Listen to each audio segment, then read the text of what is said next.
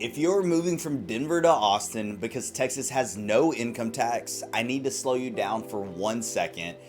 Your property tax rate is about to go up by roughly 4 times.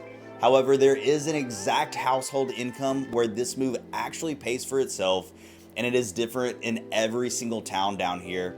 So let me give you all 5 numbers right now.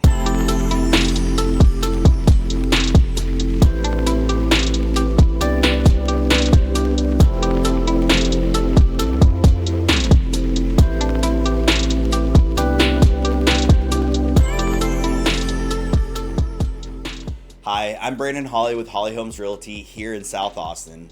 And if you're sitting in Denver, Boulder, or Fort Collins with a house that has built up great equity and you're trying to figure out whether Central Texas is actually cheaper or if it's all hype, this video is for you. I work with people moving from Colorado to Texas all the time. And by the end of this, you are going to know the real monthly numbers, including the uncomfortable ones most people try to skip. Here's what we are covering today. First, the property tax inversion, the single biggest surprise Denver buyers face and why it happens. Second, the break-even ladder, the exact household income you need to make for this move to pay off in South Austin, Kyle, Buda, and Bastrop. And then third, the truth most agents hide. If you buy a home down here at the exact same price as the one you are selling, many of you will pay more per month than you do right now. Let's look at the data. Let's start with Denver to be completely fair. As of July 2026, the median detached home in the Denver metro sold for about $660,000. Homes are going pending in 17 days, netting 99% of asking. That looks tight, but here's the crack in the surface. Almost 63% of Denver closings right now include seller concessions, with a median concession of about 10 grand. So sellers are holding list prices, but quietly paying to close those same deals. Now look at Central Texas, pulled straight from July 26 RPR data. In South Austin's 78748 zip, the median sold price came in at $468. Now I want to be transparent, that was 20% jump in a single month on light volume. The underlying estimate value is closer to $454, so plan around the mid 400s. Kyle came in at $299, Buda at $350, and Bastrop at $387, sitting on 7.5 months of inventory, making it a solid buyer's market. If you're searching your move right now, hit subscribe. I put these out every week with zero hype, just the math and what is happening on the ground. Look at those two numbers side by side. Denver's middle is 660, Kyle's middle is 300. That gap is why this move happens. But before you get excited, you need to see the number that eats into it. So why does your property tax quadruple? Here's the core difference nobody explains clearly. In Colorado, you are taxed on about 7% of your home's value. In Texas, you are taxed on 100% of it. Colorado assesses your home at 6.7% of the market's value before applying the mill levy rate. That gives Denver County an effective property tax rate around 0.48%, one of the lowest in America. On a median $660,000 Denver home, that is about $3,168 a year or $264 a month. So hold that $264 a month in your head. In Texas, you are appraised at full market value in an established South Austin neighborhood outside special taxing districts. Your effective tax rate is around 1.95%. So if you sell your $660,000 home in Denver and buy that same home here in South Austin, your tax bill becomes $12,870 a year. That is $1,073 a month. Your property taxes just jumped from $264 to over $1,000 a month, nearly $10,000 more every year for the same priced house. Now you might think, Brandon, Texas has no state income tax, so that makes up for it, right? Well, Colorado has a flat 4.4% income tax. So to cover that $9,700 in taxes for your property tax gap, your household needs to earn about $220,000 a year. If you earn above that, you come out ahead on taxes alone. Below that, you are paying more per month here than in Denver. I would rather you hear that from me right now than from the IRS in April. Drop a comment below and let me know where in Colorado you're coming from. I would love to hear it. Now that same price comparison is a trap because nobody sells $660,000 house in Denver just to spend that same amount here in Kyle or Buda. Here's what happens when you buy the home you would actually choose. If you buy the South Austin median, which is $468,000, your break-even income drops from $220,000 down to $136,000. In Bastrop, the median home price is $387,000 and your break-even is around $100,000. In Buda, the median is $350,000, break-even drops all the way to $83,000. And then in Kyle, with a median home price of $300,000, your Texas property tax is about $487 a month, and your break-even drops down to $61,000. That is your ladder from $220K in South Austin down to $61K in Kyle. Same buyer, same tax laws. The town does the heavy lifting. Here is what that money physically buys you at $300,000 to $350,000 in Kyle and Buda. You're looking at a solid new construction. Communities like Turner's Crossing and Buda get you right near the 45 toll road for easy access across Austin.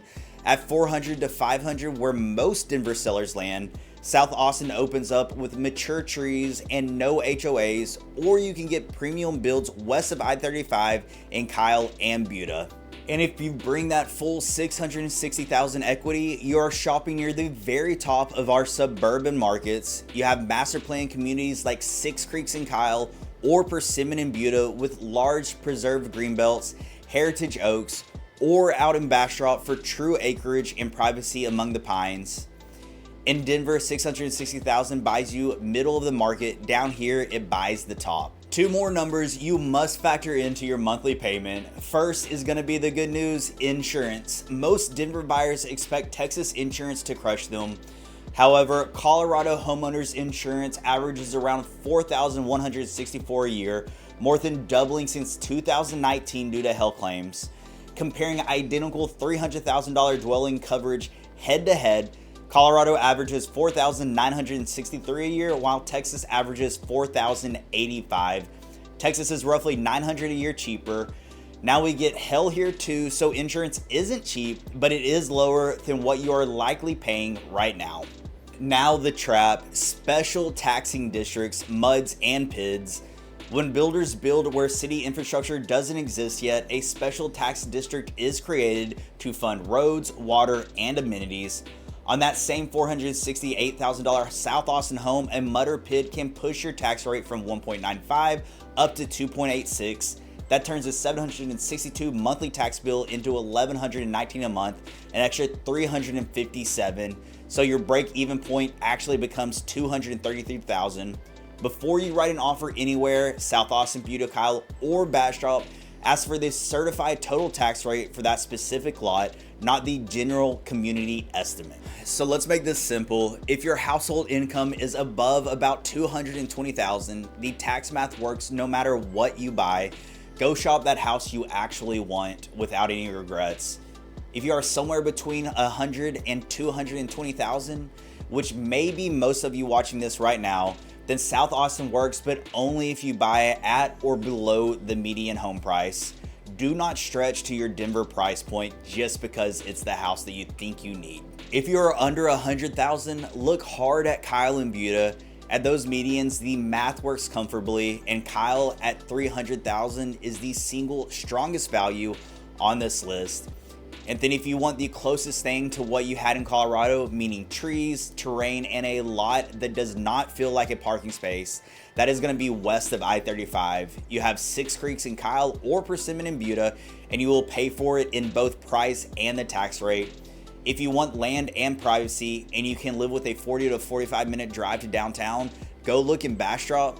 7.5 months of inventory means you have negotiating room out there that you do not have anywhere else I sell. And if you are landing without a job tied to a specific side of town, rent for 6 months before you buy. I know that is costing me a commission, but the difference between East and West 35 is real, and it's something you need to experience before settling down. Above anything else, watch out for one thing: do not tour a model home without your own agent, and never take the tax rate the model home quotes you.